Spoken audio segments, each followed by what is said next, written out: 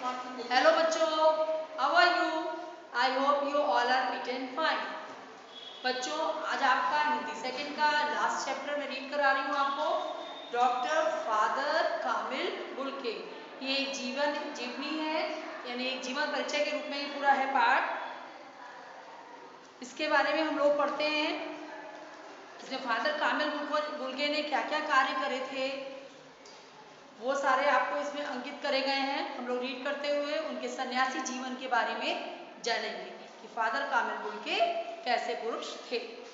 Father कामिल Bulcke का जीवन अत्यंत प्रेरणाप्रद है। इस पाठ में उनके सन्यासी जीवन, भारत और हिंदी प्रेम को दर्शाया गया है।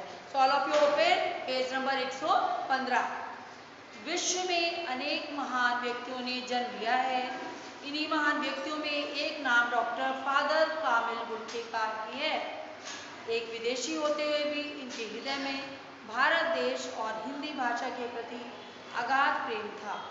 डॉक्टर फादर कामिल बुल्के का जन्म 1 सितंबर 1909 ईस्वी को बेल्जियम देश के फ्लैंडर्स प्रांत के रमसकपेल नामक गांव में हुआ था।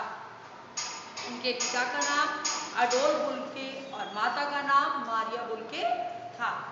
फादर कामिल बुल्के के पिता बहुत धार्मिक और अनुशासन प्रिय थे। जो उनके पिता थे वो बहुत ही धार्मिक विचारों के थे और अनुशासन प्रिय थे। माता अत्यंत भावुक और खुले स्वभाव की महिला थी। इनकी माता के अंदर सेवा भावना भी थी। माता पिता के ये गुण कामिल बुल्के को विरासत में मिले। विरासत में मिले यानी एक पीढ़ी से दूसरी पीढ़ी में जो गुण आ जाते हैं उनको हम लोग कह देते हैं कि ये विरासत में मिले हैं, है ना। इनका बचपन माँ की स्नेह छाया में ही बीता, क्योंकि प्रथम विश्व युद्ध शुरू होते ही इनके पिता को अनिवार्य भर्ती के नियम के अंतर्गत सैनिक के रूप में मोर्चे पर भेज दिया गया। यानी कि उसमें विश्व युद्ध चल रहा था, हमारा प्रथम विश्व युद्ध। उस समय जितने भी लोग थे उनको ले जाकर उनकी स्वेच्छा से और अनिवार्य भर्ती कर दी गई थी सेना में कि सभी को इसमें भाग लेना है। तो ये भी उसी में चले गए थे मोर्चे पर, यानी कि लड़ने के लिए, लड़ाई के लिए।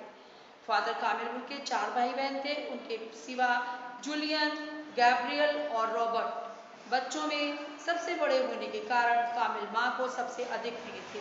इनके व्यक्तित्व पर इनकी माता का प्रभाव सर्वाधिक था, क्योंकि वही उनके साथ ज़्यादा रही थी। इसके बाद इन पर इनका सर्वाधिक प्रभाव था वह थी गांव की मदर सुपीरियर गेरट्रूड। ये उनका नाम है, सुपीरियर गेरट्रूड। उन्होंने शिशु बुल्के से कहा, यानी वो छोटे थे तब कहा, भगवान से सन्यासी बनने का वरदान मांगना। फादर कामिल बुल्के की प्रारंभिक शिक्षा मदर गेरट्रूड के कॉन्वेंट में हुई, जहाँ पर इसकी शिक्षा दी जाती है फादर बनने के लिए, वहाँ पर, है ना, सन्यासी जीवन के लिए। तो वहाँ पर उन्होंने शिक्षा हासिल करी। इसके बाद ये ब्रुगे शहर के सेंट फ्रांसिस स्कूल में भर्ती हुए। अपने विनम्र, मृदु और स्वभाव और प्रतिभा के कारण ये अपने सहपाठियों और अध्यापकों के बीच बड़े लोकप्रिय थे। प्रत्येक कक्षा में प्रथम आते थे, ये फर्स्ट आते थे। फादर कामिल बुल्के इंजीनियर बनकर एक सामान्य गृहस्थ का जीवन जीना चाहते थे। इसके लिए इन्होंने बीएससी इंजीनियरिंग की प्रथम परीक्षा भी पास की, किंतु अचानक कुछ ऐसा घटित हुआ कि एक ही क्षण में भविष्य के सारे सपने छिन्न भिन्न हो गए और उनके जीवन की दिशा ही बदल गई। इस घटना का विवरण उन्होंने स्वयं दिया। शाम का समय था, परिवार के सब लोग बाहर गए थे। मैं फुटबॉल खेलकर लौटा और एक पुस्तक पढ़ रहा था। अचानक पुस्तक के पृष्ठ पर बिजली सी कौंधी और उसके आलोक से मैंने यह जान लिया कि मुझे संन्यास ग्रहण करना है। इसके लिए ये ड्रॉगन नगर के जेसुइट नव शिष्यालय जहाँ पे शिष्य बनाए जाते हैं, शिष्यालय में 23 दिसंबर 1930 को भर्ती हो गए। यहाँ पर ये 2 वर्ष रहकर आगे की धर्म शिक्षा के लिए नीदरलैंड चले गए। नीदरलैंड के जर्मन से जेसुइट संस्थान चले गए। इसके बाद ये ब्रदर बन गए। यहीं पर इन्होंने भारत में रहकर धर्म कार्य करने की इच्छा प्रकट की। उनकी यह इच्छा जानकर धर्माधिकारियों ने इन्हें भारत भेज दिया। नवंबर 1936 ईस्वी में ये भारत के मुंबई शहर पहुंचे और वहां से रांची आ गए। इन्हें विज्ञान के अध्यापक के रूप में दार्जिलिंग भेजा गया, लेकिन वहां ये बीमार होकर पुनः रांची लौट आए। इसके बाद गुमला में इन्हें अध्यापन कार्य के लिए भेजा गया। गुमला एक जगह का नाम है बेटा, वहाँ इनको भेजा गया। गुमला में रहकर ब्रदर कामिलपुर के हिंदी भी सीखने लगे, वहाँ हिंदी सीखने लगे। इसके लिए ये हिंदी की कक्षाओं में अपने विद्यार्थियों के साथ सबसे पिछली पंक्ति में बैठकर पढ़ने लगे। इनके हिंदी प्रेम को देखते हुए अधिकारियों ने इन्हें हिंदी पढ़ने के लिए हजारीबाग के सीतागढ़ भेज दिया। वहाँ पर पंडित बद्रीनाथ शास्त्री से इन्होंने हिंदी सीखी थी। पंडित बद्रीनाथ शास्त्री से 1940 ईस्वी में हिंदी साहित्य सम्मेलन प्रयाग की विशाल परीक्षा भी इन्होंने पास करी। कितनी बड़ी इन्होंने परीक्षा पास करी, देखिए हिंदी का प्रेम कितना था इनको। 1941 में ब्रदर से फादर बन गए और फादर कामिलपुर के कहलाने लगे।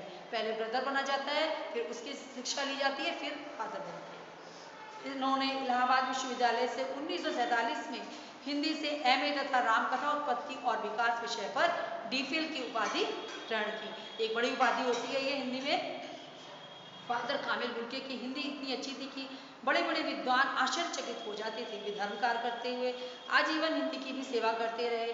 इनके द्वारा किए गए साहित्यिक कार्यों में अंग्रेजी हिंदी कोश का निर्माण और रामकथा का विकास जैसे महत्वपूर्ण ग्रंथ शामिल हैं।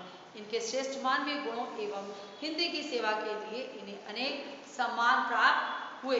ये बिहार राष्ट्र भाषा परिषद, नागरिक विचारणी सभा काशी और प्राच्य विद्या संस्थान बड़ौदा के आजीवन सदस्य रहे। जब तक ये जीवित रहे यहाँ के सदस्य बन के रहे। 1974 में गणतंत्र दिवस के अवसर पर भारत ने इन्हें पद्म भूषण से सम्मानित किया।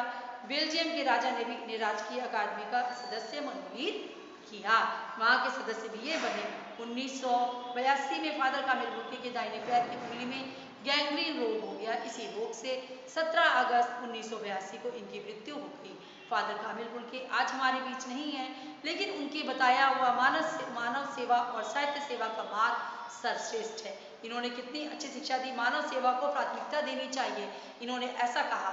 मानव की सेवा करी, है ना, तो हम सबको भी ऐसी मानव सेवा करनी चाहिए। नेक्स्ट वीडियो में हम लोग इसके प्रश्न उत्तर के साथ मिलते हैं, तब आगे का पार्ट आपको पढ़ाएंगे। ठीक, बाय बाय, टेक केयर।